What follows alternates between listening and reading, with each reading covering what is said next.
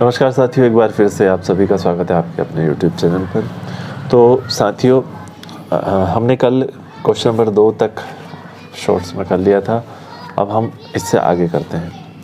देखिए, पहले क्वेश्चन में हमने देखा था ना 96 और 4014 का जो HCF होता है वो 4 होता है, और 12 और 15 का जो HCF होगा वो होगा 3। उसके बाद आज जो हम करने जा रहे हैं वो है दो संख्याओं का गुणनफल बराबर 32 तथा उसका LCM 8 है, तो उसका HCF होगा। देखिए, यहाँ पर दो संख्याओं का गुणनफल हमें दे रखा है, तो इसके लिए आप लोगों को एक फॉर्मूला जो कि हमेशा याद रहना चाहिए। वो फॉर्मूला क्या है साथियों? कि वो फॉर्मूला है दो संख्याओं का गुणनफल बराबर होता क्या है? बराबर होता है LCM गुणित HCF। ठीक है, तो हमें यहाँ पर दिया क्या गया है? हमें दिया गया है दो संख्याओं का गुणनफल दे रखा है 32। तो ठीक है, हम दो संख्याओं का गुणनफल यहाँ लिख लेते हैं कि हमें 32 दिया गया है। ओके, कोई दिक्कत नहीं।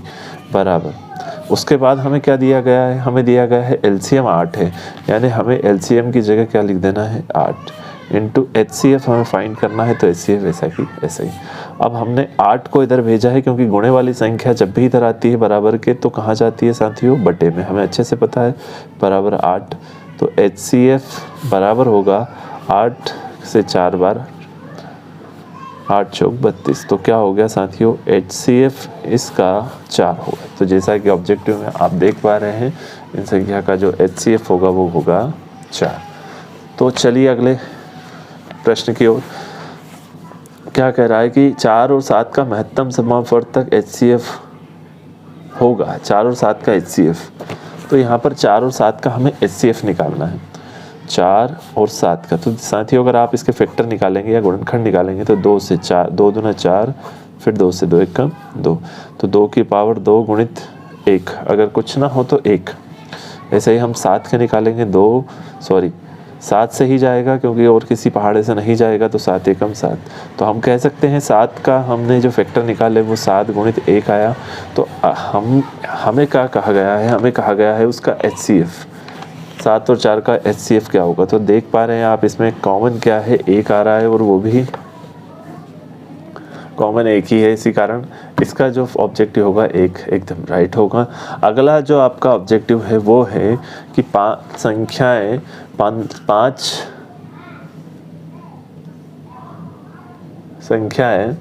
5, 15 और 20, 5, 15 और 20 का LCM HCF का अनुपात, दोनों का अनुपात 5, 15 और 20। तो हम फटाफट से इनके क्या निकाल लेते हैं?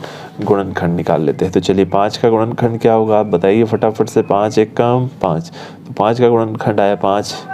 5 के बाद में आया अगला 15, 3 से 3 पंजे 15, फिर 5 से 5 एकम 5, तो क्या आया साथियों? 3 गुणित 5 गुणा 1 कर दीजिएगा, और 20 का क्या होगा साथियों? 2 से 10 बार, 2 से 5 बार, 5 से 5 एकम 5। तो इसका जो गुणनखंड आया 2 की पावर 2 इंटू 5 इंटू 1। अब अगर आप इसमें देख पा रहे हैं, हमें जो HCF चाहिए होता है हम ढूंढते हैं कॉमन। तो तीनों में कॉमन एकमात्र संख्या आ रही है, वो है 5। तो हम कह सकते हैं इसका HCF होगा 5। ठीक है, अब LCM क्या होगा साथियों? तो LCM के लिए सीधा सा इसका ट्रिक होता है, या फिर यहाँ से भी हम निकाल सकते हैं कि सबसे पहले कॉमन देखिए, तो कॉमन आया 5। उसके बाद में जो कुछ भी हो, जैसे 3 है इसके अंदर सबके फैक्टर में, तो 3 ले लिया। सबके फैक्टर में 2 है, 2 की पावर बची है तो वो भी ले लिया।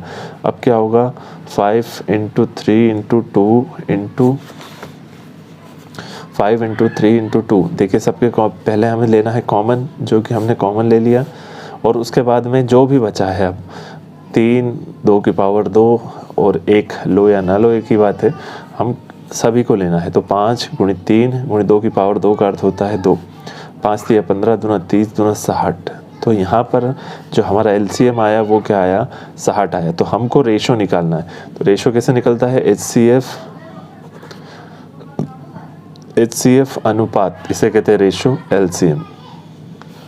HCF कितना आया 5 अनुपात एलसीएम कितना आया 60। 5 से कट जाएगा एक बार, 5 से ही कटेगा, 5 एकम 5, फिर 1 बच गया, 5 दूना 10, तो 1:12 इसका फाइनल हमारे उत्तर आ गया। देखिए इसमें 1:12:1 हो